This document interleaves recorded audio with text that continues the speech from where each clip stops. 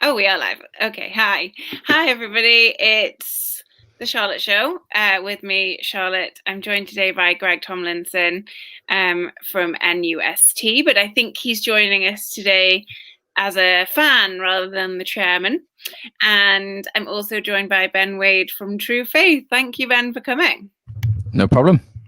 Ben, you're billed as the mystery guest tonight because I did have Alex set up to do it, but then he forgot that he couldn't. So I pulled in Ben, and he is here. But we had nothing better to do, so. Pardon? Had nothing better to do, so here I am. That's nice. Thank you. Thanks so much. And Greg, I had lined up properly ahead of time. Okay, so lots to talk about, I think, today. Steve Bruce has been getting fan mail. We've got a little bit more information about injuries and transfers. We have a game tomorrow. We have Everton tomorrow. We've got a new assistant assistant head coach. And any questions that you guys watching have burning in your souls, just type them and we will respond to them. So it's my favorite day of the week because it's the presser day. I'm not showing that. Thank you, Davey, that you're watching, but that's no bad thing. There's no such thing as a bad YouTube show. We love each other here. Hi, Joseph. Joseph is in America. I know that about him. I think Oregon. Right. Okay. I feel a bit. It's always like this for me on a Friday because I finish work and then I'd have to sort of wind down a little bit. Then I get ready for this and then I feel all flustered. So, Fernandez is out for tomorrow. We've been told. Steve Bruce's birthday. My favorite day. Kieran Clark and Paul Dummett have been training, but probably won't be playing. So completely pointless to even bring them up, in my opinion. Joe Linton's been getting a haircut. Yes, I saw that. He's just announced he's facing internal disciplinary action. Oh no! Does that mean he probably won't play, but still will play? Well, I don't think it makes any difference whether he's available or not. Ben, did you see that? It means he's filling in for 90 minutes for Fernandez, I think. Did you see that that he had a haircut? Ben? Oh, sorry, I hadn't seen that. That's hot off the press. So thank you for that one, Greg. He Instagrammed it, didn't he? And obviously, that's the issue. Closed. And he tagged his barber as getting a fresh trim. It's like, we're not supposed to be doing that, mate. These roots are no accident. So Joe Lind, that's funny. So where was it posted, Greg, that he's been? I've just seen all the journalists, Craig Hope, Simon Bird, etc. Them putting that the club have announced that said there'd be an internal investigation. So yeah, very, very silly. I'd like to be a fly on the wall on that one, just looking at Joe Linton with these fresh blonde locks and Wait, and him Clean's case said no, it looked like this last week. Trust us. but you were filmed last week. We've literally got film of you last week. Doesn't look the same. No. It's just stupid, isn't it? It is really stupid. Pedro says, I didn't bother sending a question because what's the point anymore? Do you mean as a fan or do you mean with this show? Because offensive. Well, Alex, I think it's because Alex isn't here. So what's the point? Oh, okay, that's fair enough. Disgruntled viewer of my inclusion. I'm reading that one as. I think that's a great addition. So, Greg, you didn't understand a tweet earlier about your feather hat. So we did a preview last night, Ben and I, with Alex for the Everton game. If that's on Patreon, if you're not a patron, consider it. £6 a month for 3 to 4 extra podcasts a week. It's really good value, and it means we can feed ourselves. That's not where the money goes. And yes, Ben, I said that Greg was joining us this evening, but not with his NUST hat, just as fan hat. And Ben was like, what kind of hats does he normally wear? And then I slandered your good name by saying that sometimes you wear a fez, which is culturally inappropriate, and sometimes you wear a feathered hat. But yes, so it was nice that somebody listened to the review.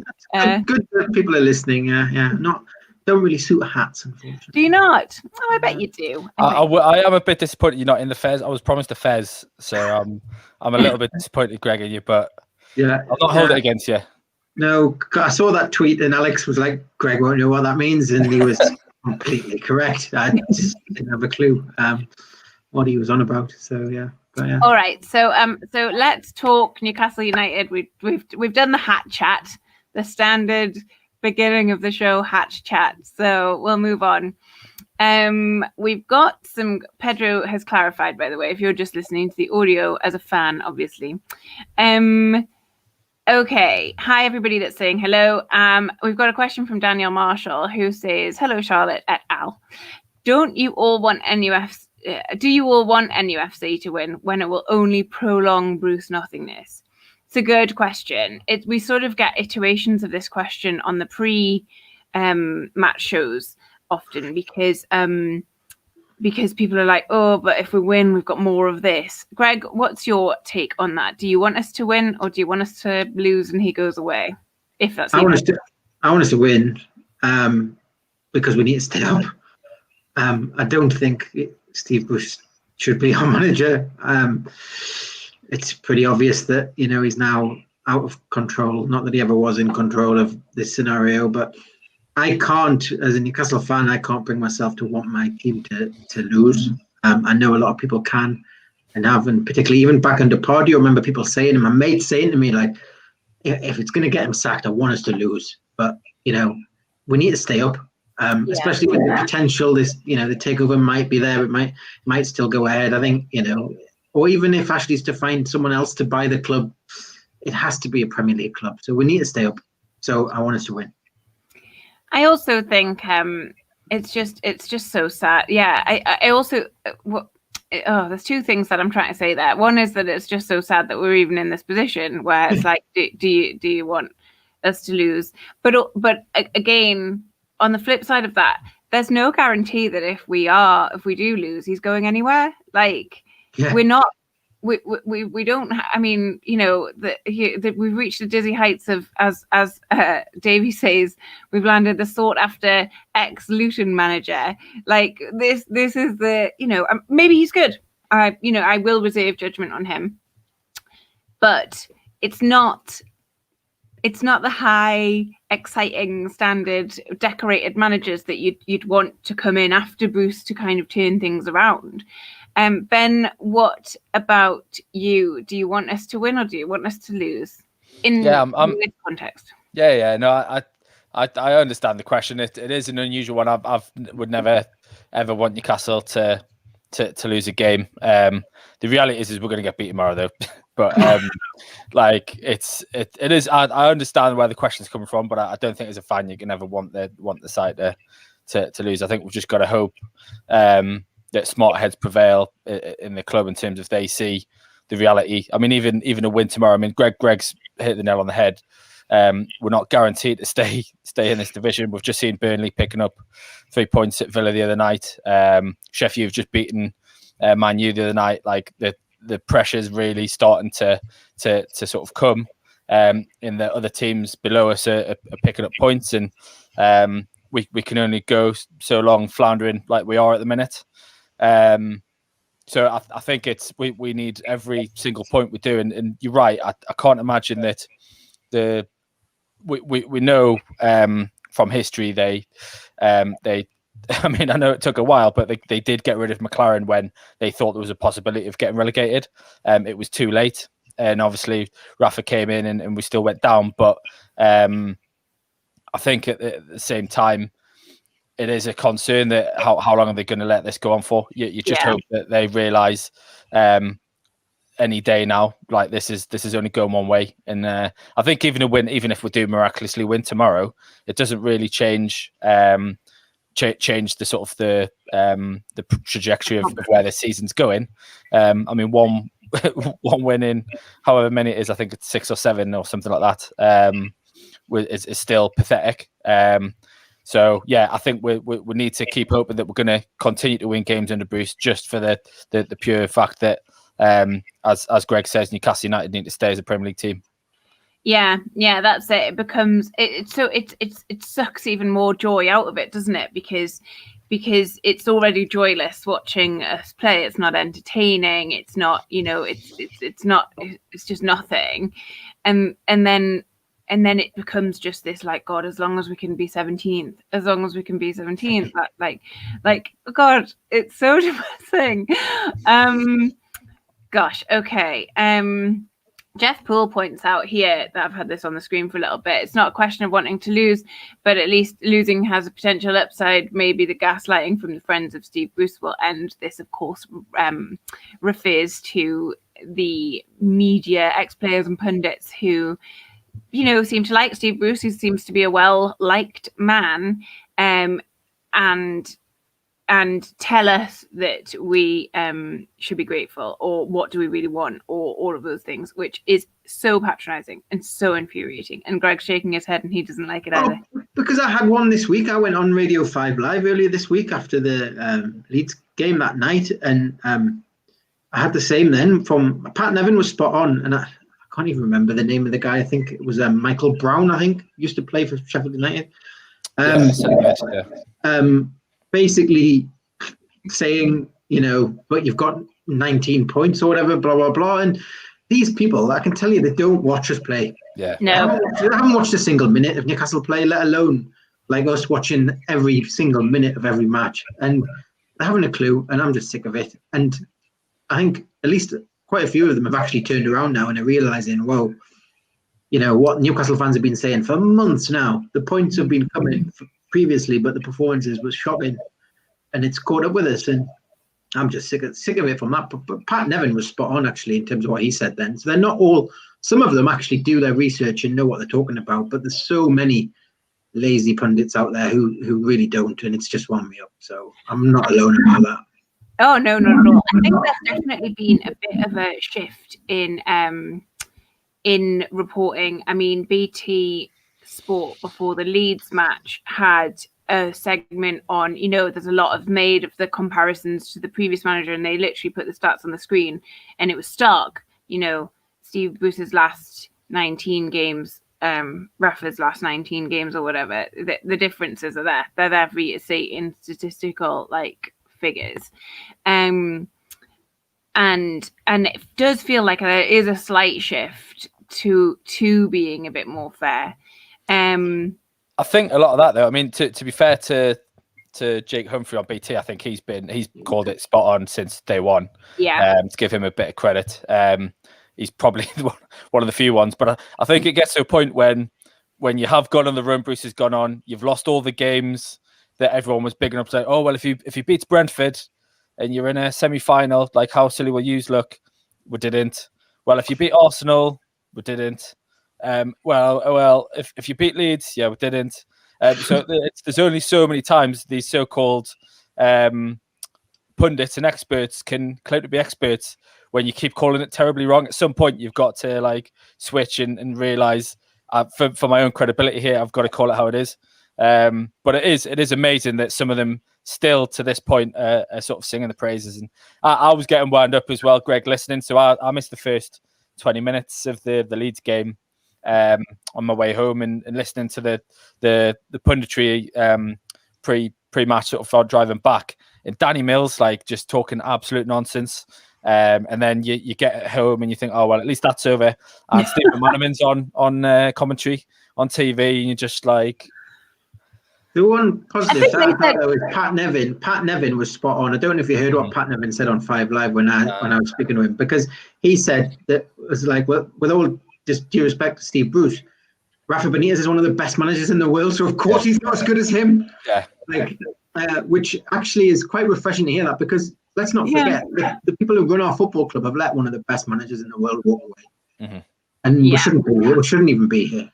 I mean, it is just amazing though that so many so-called experts, pundits, whatever you want to call them, have sort of jumped to Bruce's aid, because as I say, they all looked and criticised. A lot of them were really, really critical of Rafa in most of the televised games that we played under him, playing better football than we are now, bear in mind. Yes, there weren't great results and they slated him for it, but it's better than what we're seeing now.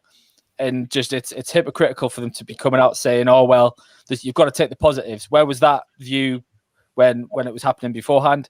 So there's a lot of different agendas going on, and it is embarrassing in some quarters, some of the comments you see.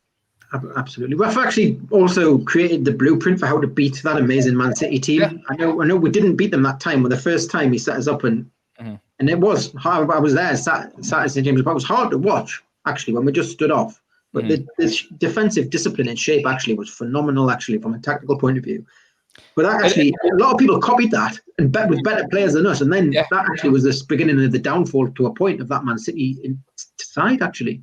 Yeah, it is just funny that like how can you compare Bruce to Rafa in terms of just and there is no comparison in terms of the. You can literally do it, but it's terrible. No, it's just more the like. We all know, and you hear if anyone's ever heard Rafa speak at anything, the fine detail that he goes into everything that he does, and literally leaves no sort of stone unturned when doing scouting of players and things. Yeah. And everything that he does is literally meticulously done.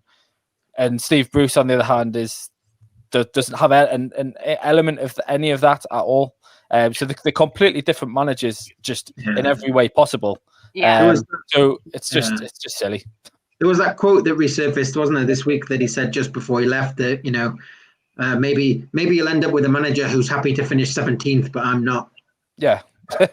Yeah, there you go. And we don't have to get too far into Steve Bruce's comments from last week about, matching the mighty Rafa. That was always the minimum Rafa expected. It was not the pinnacle of what we can achieve. And that seems to be where it's got lost with our current head coach, but we're on the head coach sort of theme. Let's talk Graham Jones. So Graham Harrison, share a name, spelling it the same way and everything. How do you / we feel about the potential situation of Graham Jones as caretaker manager? So Graham Jones came in this week in a frankly bizarre unveiling, like he was a new player, like we had. There's an 8-minute video on NUFC TV. There was a tweet with with a picture of him and welcoming, and it was just okay, this is weird. I'm surprised they didn't try and fluff it up for an undisclosed record fee or something like that. They already disclosed it. They paid $250,000 to Bournemouth for him. So he's come. That's more than they paid for Rafa. So So yes, he has come. It was rumored last week. We were talking about it a bit last week on my show with George. Tolkien was on. Apparently, Steve Bruce has said he's got his backing. I personally struggle to see how Steve Bruce could back this when, if you look at how thin-skinned he comes across in interviews when even remotely critiqued, how he could then have the self-awareness to know that he needs support, and then I go out and identify some new support. I cannot see a world in which that is the case. However, we're told that he supports it. He's obviously putting up with it. It's deeply humiliating, in my opinion. And Graham Harrison's question here insinuates that should Steve Bruce be going, this person is kind of being lined up to take the reins at Newcastle United. Greg, do you see that happening? Do you see us in a sort of Carver-esque situation? So that's what I don't understand here. So this clearly isn't Steve Bruce's doing, is it? So no. I think, and then the press pack have said that if Bruce was to go, it would be Graham Jones that takes over. So yeah, what's going on there? So something's gone on behind the scenes surely here, because for managers like Steve Bruce as well, normally when they bring in their backroom staff, either at the beginning or later on, they tend to bring in someone they've worked with before. It can be a bit of an old mates club at times, actually, which is actually no good really. So yeah, there's something there. I think it has been imposed on him, is what it sounds like. But look, it sounds like he's actually he's from the area. He's a Newcastle fan. good luck to him personally in that sense, I would say. He actually used to work at the foundation as a community coach, and so to have done this and then working with the Belgian national team and working at Everton, for all we know, he could actually be a spot-on coach. I don't know, but it's just all a bit odd. It is odd. It is very odd, and you're right. He only has this Luton job on his CV, and by all accounts, it was not a great job. But managers do bad jobs at certain clubs and do great jobs at other clubs. That managers and coaches, bad manager doesn't mean a bad football coach. That was a tough job as well. I mean, that's a Luton side that were expected to go down in the Championship as well, to be fair to him. So I think that was a really, really tough gig to be getting for your first crack at it. And to be honest, that's probably why he got it, because it was obviously one of those jobs where I can't imagine too many people were sort of lining up to go in there. Yeah, much like ours, probably. Yes, I will reserve judgment. I do think he looks a little bit like Percy from the Green Mile. That horrible little guy who really likes killing people, which bothers me. But I don't think he has that in him. So fingers crossed that he's not a murderer. Let's have a look. We'll move on. I'm going a bit weird. Also, something that I've realized from doing these shows, a couple of comments have come in of my shows being like, "Oh my god, a drunk Charlotte, hilarious." I'm never drunk on these shows. I have a drink during, and it's the first drink of the night. So that's a lie. No, it's not a lie. It's not a lie. I promise. Anyway. But I obviously come across. You started the show saying you were winding down. So. Oh my god, winding. Right. You were slurring, so I couldn't quite hear. Okay. I can boot you off here, Ben. I've got the power. So people are talking a little bit about it's still the January transfer window. You wouldn't know, given the lack of movement on Newcastle side. But we have got a couple of questions, and Steve Bruce did talk a little bit about it. It does look like Richie is going to leave the club, going back to Bournemouth. Ben and I talked about this on our Patreon podcast yesterday. It's not a bad thing for him. He's not getting game time. He needs to get game time. He's over 30. It makes sense. Let me have a look. Gil Savantoon, who has twice now said that he's in Morpeth. So, hey, Gil, in Morpeth. My grandparents are there. I had to go there the other night to help my grandma with something. So, hey. Is there any legs in this Sissoko rumor from Strasbourg? He's exactly what we need. Ben, do you have any insight into this? I can't say I do, to be honest. I've missed this one. Do you know, Greg? I've just quickly Googled it because I wasn't aware of this. Yeah, I wasn't aware either. Ben's usually the one who there's some rumors. 23-year-old, from Strasbourg. I've never seen him play, so I don't know. But we bought French before in the Graham Carr days, and it's worked to a point. There's been hit and misses. If he comes in, we sell him on for 30 million or whatever the last Sissoko did, then it's probably turned out well. Apologies. No, it's fine. It's fine. Ben often will just know about the Argentinian second division women's team and stuff. So I thought you might know about Strasbourg, but it's fine. Apparently, it's been in L'Equipe today. So major French sports newspaper. So L'Equipe quoted me last summer. It's not a big deal. I say I couldn't read it. I can read a bit of French, and I could read my own quote because I know what I said. So it was, so it was fine. It was about the takeover. They did something about the takeover last summer. Right. People are talking about transfer window. Give me a moment. Do you think, Davey says, do you think we'll sign anyone? Can see Richie going. As I said, I think it does look like Richie's going. We were quite, there was a bit of excitement about Jetro Willems coming back. He in that left back position. He was good for us. I saw him score at Anfield. Good goal.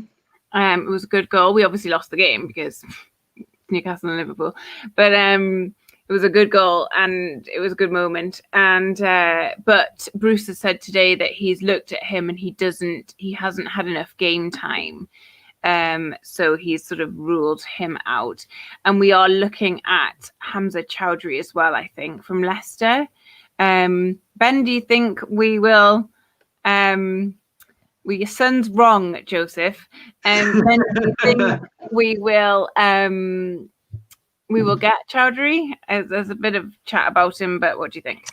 It's an interesting one. I mean, he started a lot of games for Leicester, sort of a couple of years ago, and seemed to be sort of a potential sort of future stalwart for them.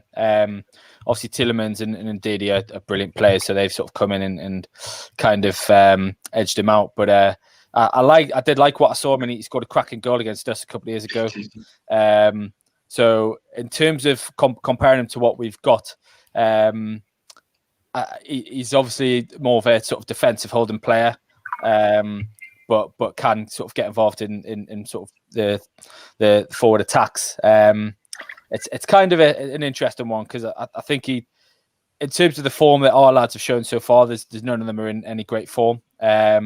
Really sort of struggling in that area, and we've I mean, it doesn't help. I mean, I suppose we've been saying that they've not picked anyone consistently to sort of get any real partnerships going or anything like that, and sort of players settled into playing together. So if they were to bring someone in like that, maybe that means at least he'll be starting most games and we can try and find a partner that'll play well with him.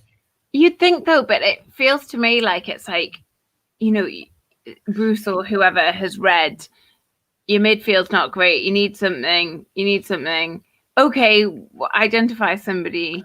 But when it comes down to it, I don't have faith that it won't just chop and change week on week.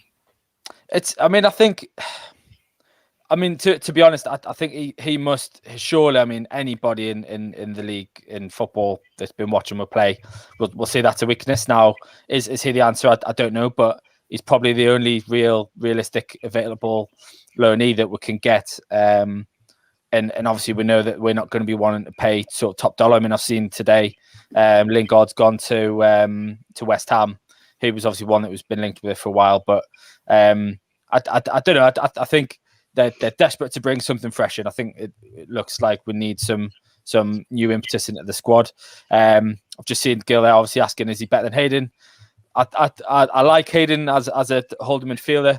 Hayden's a fullback now, so yeah. Well, I was going to say that obviously he says there he never plays there, but I do like him in his defensive role. I think he's really good, but I do think he lacks the ability in the Premier League to sort of be a ball playing midfielder, and I think we're a really poor team at the minute that can't afford to have players so one-dimensional and sort of just in the team to do one thing. So I do think that's where probably Chowdhury would come in and improve things. But again, I mean, we're pinning our hopes to he's 22, 23 probably, like, who doesn't even play for Leicester, doesn't start week in, week out. It's not a great look, is it?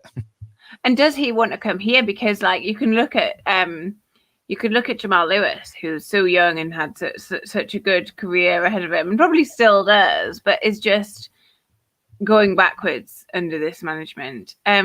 Greg, what do you think our transfer window, if there is even one? Well, I doubt there'll be any major incomings. It was quite concerning that Jesse Lingard was Steve Bruce's number one target. We don't need a winger, or we don't need an attacking midfielder that doesn't really contribute that much. No, he likes wingers, but he likes them on the bench. Yeah, I think I like the idea of Chowdhury. Obviously, didn't like that tackle he did a few years ago with that injury. Was that Richie? Richie, yeah. But you know, having seen him played against us, he's better than anything we've got, and our midfield is terrible. But yeah, I just thought I'd start, maybe come up with some ideas. I don't know if anyone's got any ideas. What could we write in here, do you think? Someone's written, Graham's written, does anybody know who wrote a letter of support to Steve Bruce? Well, I've written tomorrow's special, so I'm kind of ruining it by saying, go on, Greg. I think he might have written them to himself. And the reason I say this, because he said he's been signing loads of letters. Yeah. Well, He has got forms. He's written before as well. Those books that are read around. So he's signing his own letters. that's the thing that I've written in the special for tomorrow. So whoever gets it, Spoiler. baffling that why do you don't need to sign the letters that you receive, and you don't I don't open my bank statement and be like, oh, where's my pen? Like, that's not what you do. It's so weird that he said that. So yes, maybe that was a tell. Maybe he has been writing them himself, and as Ben rightly said just there, he does have form. He's written books before. Yes. So maybe he's written himself long love letters. You'd think that his time would be better spent during doing other things, but never mind. Lee Foster says, personally, I think it's touching when kids write to their parents, Alex Bruce. Which is funny. Sorry, Very Alex. good. Very good, Lee. Stephen King says maybe they were recorded delivery and had to sign for them. Like, maybe, but that's so weird. I know the club doesn't have that many staff. Imagine the first team managers having to sign for the post. Only at Newcastle United. That actually could happen. I'm sure it could, but just wow. Gail Seventoon, who has clarified he's not in Warpith, says, "Dear Steve, my life is in ruins because of you. Best regards." Very weird comment from Steve Bruce today about his fan mail. It was really strange and really telling that it was like, he's berated us all for being keyboard warriors, for tweeting that we don't like him, for writing that we don't like him in true faith or otherwise.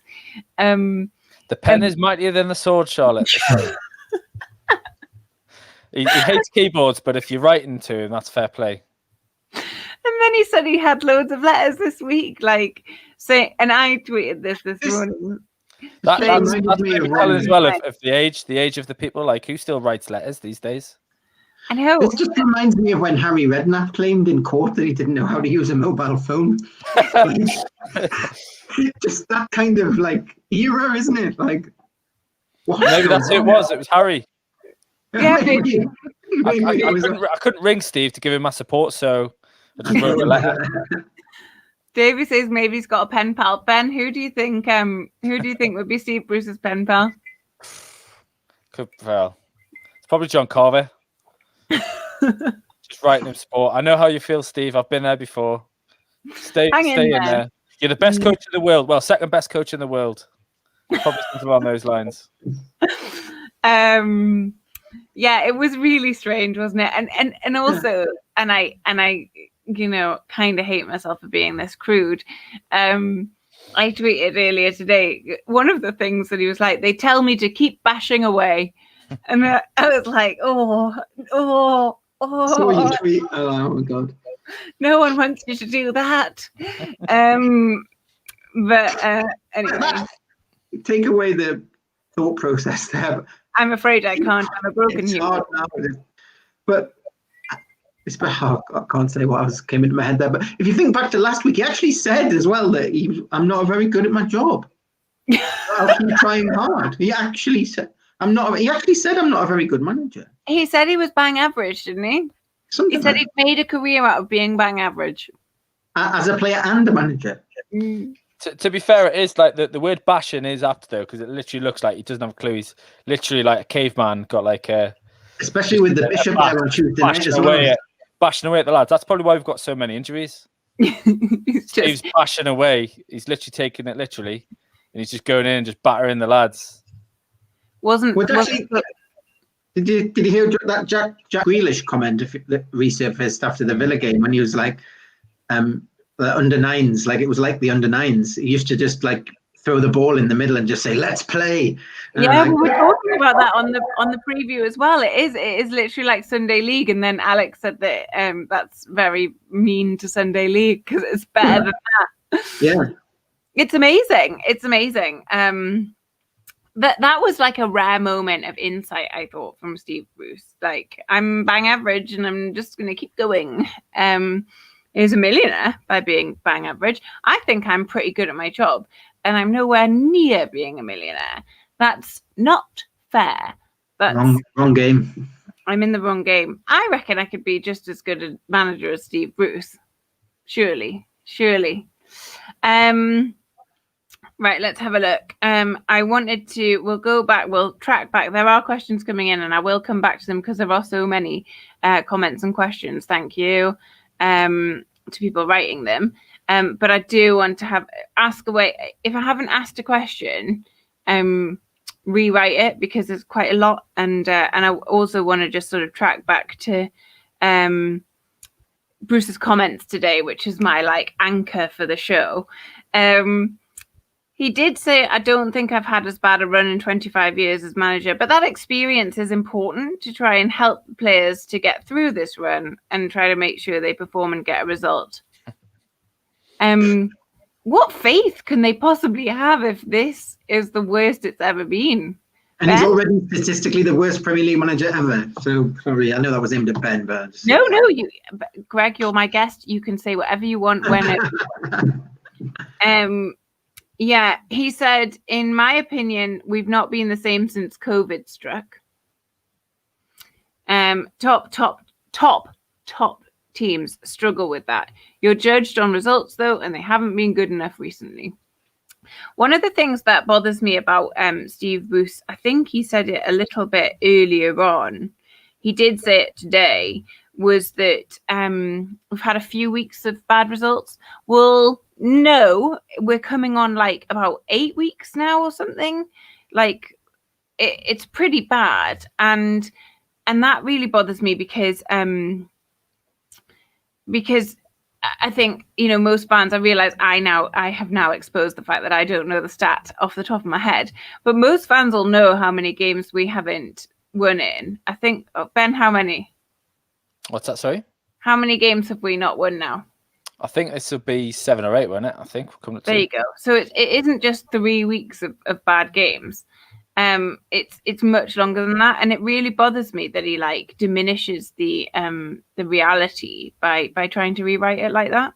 Our last league win was on the 12th of December. It was West Brom, was it? West Brom, and there's been a lot of football, and that doesn't actually sound that long ago, given we're in January, but there's been a hell of a lot of football played since then. Yeah, absolutely. Christmas period and all that. I suppose, the cup, Stephen's just saying 10 there as well. I suppose if you count the Brentford and Arsenal Cup games as well. Yeah. Yeah, it's bad. And then he sort of goes back to saying that we're absolutely fucked if we don't have St. Maximin. So, Greg, if you were a player in this Newcastle United squad, would you feel motivated upon hearing your head coach say that there's only one player who has any kind of creativity and we're shit without him? No. What was it Dwight Gale said in that little clip? Was it "Here comes the saviour"? I mean, how does that feel for them? I think what it tells me actually is that there is no game plan. There's no structure. There's no tactics. There's no, the tactic literally is give it to St. Maximum or give it to Almiron and hope they create something for Wilson. That is the tactics. Yeah, just lob it up. Lob it up and hope one of them can do something. It's quite similar to how Pardew set us up. Get the ball forward. Cabaye, Ben Arfa, Cisse, Bar, they'll do something. We had far better players then. There were more of them. There were more of them. And there were more of them. Yeah. And, I and many others were very critical of that, of Pardew. He wasn't particularly liked here in the main, but Steve Bruce has taken it to another level, I think. Oh, wow. Ben, do you agree? Do you think it's almost Pardew-esque? I mean, as you say, Pardew, at least Pardew had those streaky win runs, didn't he? Where he would win every game in November and would pull out some ridiculous results. So I think even Pardew makes sort of looks head and shoulders above Bruce at this stage. It's not a good look, is it, for Bruce? The fact that he's talking about all this experience that he's got of being shit, basically, and literally it comes down to he's basically pinning his hopes on Maximin, who has been missing for a large part of the season. So again, it's kind of a veiled excuse that we've not had our best player for so long, but now he's back, everything's going to be all right. And it's just he goes on obviously saying about how he's not had been able to play all these players, but I mean, you've had Fraser's been available for a while, hasn't been playing much. You keep persevering with the likes of Joe Linton and Carroll. I mean, I just saw someone make a comment there about Gale scores a winner against West Brom, and then I think he's maybe had a 5 or 10 minutes on. Yeah, it hasn't started since then. He's barely been involved, and you kind of think for the others he's tried pretty much everybody else in that spot. You'd have thought he maybe would have tried just give it a go. Yes, it might not work, but it hasn't been working. As people were saying, it's 11 games that will come without a win. Like you've got to try something different at some point. So it's really really frustrating. Like just this as you said, you can see in the players as well that I think that is frustrating that they must see what's going on, and the fact, as you mentioned there, the Gale comment, he can't get a look in. And to be honest, I thought he would have been on his way out in January, but it doesn't look like he's going anywhere. So, you can see the frustration must be building in the camp as well. Let's hope it's the end of the Andy Carroll experiment as well. Oh my God! Well, Andy Carroll will be out of contract this season, and as of Monday can leave and sign the contract. I read a weird rumor this week that apparently Sam Allardyce wants to sign him for West Brom. Yeah, I did hear that as well. That would be perfect, to be honest. Take him. Fine. It's really sad, like watching Andy Carroll play, because Andy Carroll, when he burst through 10 years ago, was unplayable at times. He was brilliant, but it's shadow of his former self. I remember. Well, it's age, isn't it? And it's not game time, and it's different managers and things like that. I remember my dad, 10 years ago, more, because Carroll left. When did he leave? 2011, was it?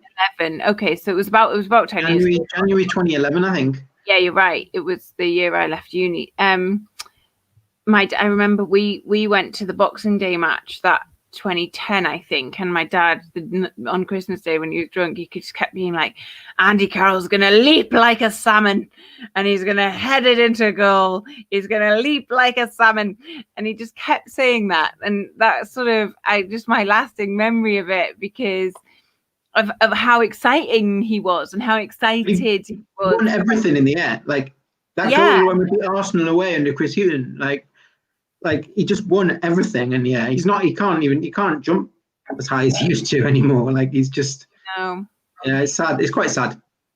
Beset by injuries and time and the old horrible time moving on and age. Anyway, we had a question from Rafa Benitez's God.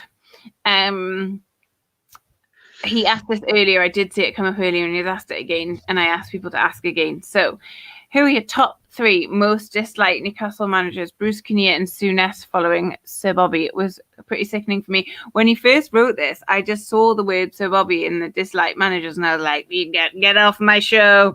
But clearly that's not what he meant. Ben, who are your top 3? Kinnear's got to be up there. Bullshitter supreme. You know what? I mean, I wouldn't put him in my top 3. I think, in terms of I think Carver's got to be number 1. Just that was an absolute disgrace. Are we talking proper people who had the job properly though? Because Carver knows interim. I know, but I just hated everything about that period in Newcastle. It was awful, and just the whole just even the way it ended. He got away with it. Basically, Gutierrez, who they'd kind of sacked off and everything that went on there, Gutierrez came back against West Ham and keeps them up, and just everything about the club at that point was just rank. I hated it. I mean, if I think I've got to include Carver in there. Souness is definitely up there as well. I mean, he's just a bitter old man. I mean, every time he speaks about the club on Sky these days, you can see it's just. He still holds the anger for how he feels he was wrong, but that was a horrific time. I think you've got to put Bruce up there as well. I think that's probably my 3 I would go for: Bruce, Souness, and Carver. Yeah, I think if you're being orthodox about it, maybe Carver doesn't count because he's this interim sort of caretaker manager. But I think you're right. You can't really, even if he doesn't make the top 3, he's got to have a special mention, doesn't he? I think Steve McLaren's getting away very lightly here. Because Steve McLaren took down a team that shouldn't have been anywhere near the relegation zone. Look at the quality of players he had. Look at that squad. Yeah, that's bad. You're spot on, actually. Like, it is. I forgot. You're right. You've got to get McLaren in there. In terms of the actual job he did, didn't wind up the fans as much. Yeah, I was going to say. Well, it didn't. Well, although he did. Press conferences. He didn't do as much. Yeah. It made us cry. To be fair, he was gagged as well. Wasn't he only allowed to talk to the mirror as the preferred media partner? He wasn't actually allowed to talk in a strange accent as well, didn't he? So. But that whole period was weird. He was on the board. Like, they made him a director as well. Like, it's just this football club, man. Sometimes. Yeah. It is a soap opera when you think about it. Like, I totally forgot about McLaren. I didn't even think of him. Keith Roll, this is an interesting question and not one I had know about. What are your thoughts on the article in the Telegraph earlier today suggesting that Steve Bruce's future at NUFC could be as a director of football with Graham Jones promoted to be the manager? Thank you for the synopsis of the article, because I don't have Telegraph's behind a paywall and I don't have a subscription, so I haven't seen that. So I didn't know about it. If that gets him out of the managing the team, please do it. I don't care. Like, give him a nonsense sort of. I mean, director of football kind of sounds like it's still got too much of a sort of a reach into the team influence. But if it gets him away from the players, do it. The last person to have that job was it not Dennis White? Yeah. I can't see there being anything in that. I think moving a manager to director of football never works. That would be the next slap. I mean, obviously, if the Graham Jones move was a stain and a slap on his reputation, then this would be the double, triple that. That would be far, far worse, wouldn't it? Gil 72 says, in what parallel universe is Steve Bruce a director of football? It's surely just a vanity title, isn't it? Yeah. You draw. We won't sack you, Steve, but can you get out of the out of the manager's role, please? Lee says that's literally the scariest thing I've read all week. Back to the manager question. A lot of people saying Pardew showed passion and was awesome when he went into the crowd after the goal against Fulham. Souness is so negative about us, McLaren as well. And then somebody else said McLaren was hard to dislike, though, compared to Bruce. So I guess that's kind of where you don't think about him in this context, isn't it? That's why he falls through the cracks. But Greg's not having that. No, because, well, he was a bit like, his press conference, he never, to be fair to him, right, he never, ever deliberately wound up the fans and deliberately had pops at the fans. He had a hell of a confrontation with Craig Hope, I think you'll remember, at a press conference. But, just looking at his player, that's why I can't get away with that, because that set of players should not have got relegated. Yeah. And the most annoying thing for me about that is if the powers that be had acted sooner, would have got Rafa Benitez in 3 or 4 games earlier, I think we would have stayed up. And would have had, players like Wijnaldum, proven himself at Liverpool, quality player. He was hit and miss for us that season. He only scored goals at home. He couldn't really perform away, but he's clearly a good player. And there's some other very good players in that squad that had to leave there or wanted to leave because they didn't want to play in the division below. So I think that's absolute criminal. So I'll never forgive McLaren for that. But yeah, he doesn't wind you up like Steve Bruce does he in every week? It's funny where isn't it? Like that's our time. Well, he doesn't wind us up, so he gets forgotten as one of the worst. Lee's just written, Christ, we've had some shite managers. Yeah, it's a sobering sort of conversation to have, isn't it? Couple of questions. Microsoft Tune is how I'm reading that, so that's cool for me. Would you rather have Rafa back under Ashley ownership or Bruce managing under PIF consortium ownership? Of course, very hypothetical, if we do get bought by the Public Investment Fund of Saudi Arabia, what would you rather have? I think I'd rather have Rafa under Ashley. Greg? I don't think either of them could ever happen. Rafa will never work for Ashley, and there's no way this club gets this takeover and sticks with Steve Bruce signing all these players and giving them Bruce. Like, if you imagine, like, we go out and sign, like, I don't know, like, I know it's not going to immediately, if the takeover happens, we're not going to immediately get like all the very best players, but we'll be signing far better players. It'll take time, like Man City, but imagine if the sales pitch to all these, these top-rated youngsters in the world is come and work for Steve Bruce. Like, it's just like, what? I think it would be interesting to see, like, fantasy football sort of style thing, but like Bruce having to manage Messi and Ronaldo and all these, like, imagine that. Just, I mean, to be fair, there, go on, lads, play. Like, would probably work. That's the level of footballer he needs, isn't it? Like, it's interesting because I think it was Rob Lee who said it when we had Rafa, was like, having Rafa as your manager is the first time Newcastle have probably had a manager since Sir Bobby Robson where, like, players will sign because of the manager. Keegan you had that with Keegan, you had it with Sir Bobby, you had it again with Rafa. And that's actually, if you do aspire to be the best, you kind of need a manager that can do that, that can bring you the players. It's not Bruce, is it? Yeah, I do like that. It would just be putting all sorts of players all over the shop, as he says there, Paul. Ronaldo at right back. Ronaldo at right back would be interesting. Sorry, I try and read out some because I put this audio on Patreon so people can listen to it, not just watch. Ronaldo at right back would be interesting. Yeah, it'd be really funny. Where Bruce will put players is a good question. What is it with managers and fullbacks though? Because Pardew had a thing for left backs, didn't he? Yeah, he played everywhere. It was Gouffran had there, Sissoko played left back. It was just, and anyone that was had any sort of ability to be, it was like, right, get him left back.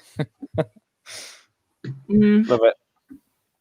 Right, we're nearly at the hour mark, which is, time has flown, and I was feeling, I don't want to, labour it, but I was feeling a bit low today because I'm just getting a bit lockdown fatiguey.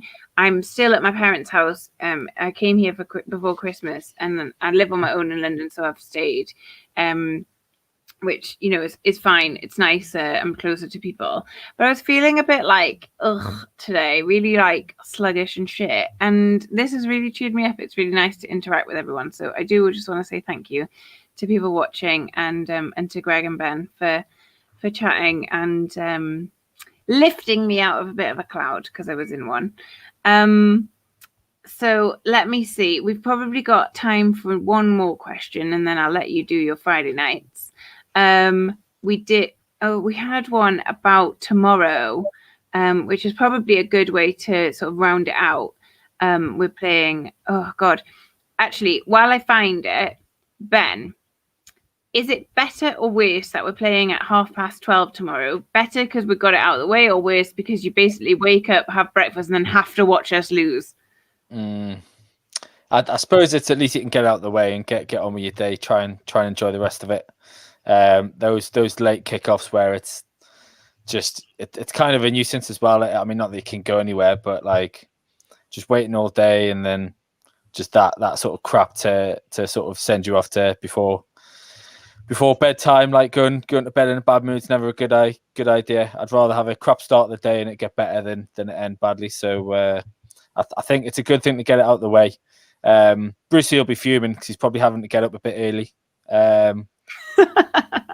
Get sort of disrupted, get his bacon in there, as somebody said, I think earlier. But I'd rather just get it out of the way. What do you think on that, Greg? Same sort of feel, or are you like, oh God, I've only just in lockdown? It doesn't make that much of a difference because, like, you can't go to the pub anyway. You can't go to the match, so it's just like, and the way it is at the moment, just get over it, done with. So probably a good thing.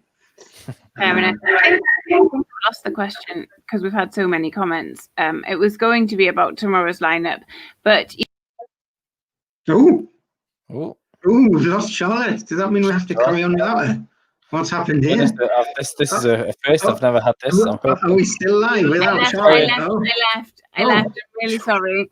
We carried on without you. We're all getting ready to. What do we do? I have to apologise. No, before we go, I'm sorry. I pressed leave studio. I meant to not press leave studio.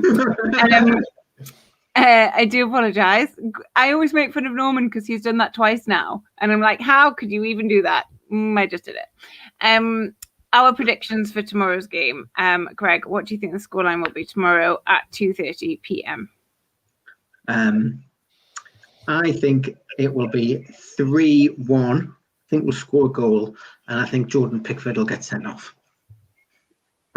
Fingers crossed. Although, Ben, did we not say that he might not be playing tomorrow after? Well, I just think there's been a few rumours that after his nightmare the other night, and he generally doesn't play against Newcastle. But I was going to say if he does play, I would love him to get sent off for doing something stupid. That would be brilliant. But I can't see us winning. But it would be nice to see him make a fool of himself again. Absolutely. Try and save something from right back in the stands. Ben, what's your score prediction for tomorrow? I think I went 2-1 last night. 2-0, maybe 2-1. I think 2-1.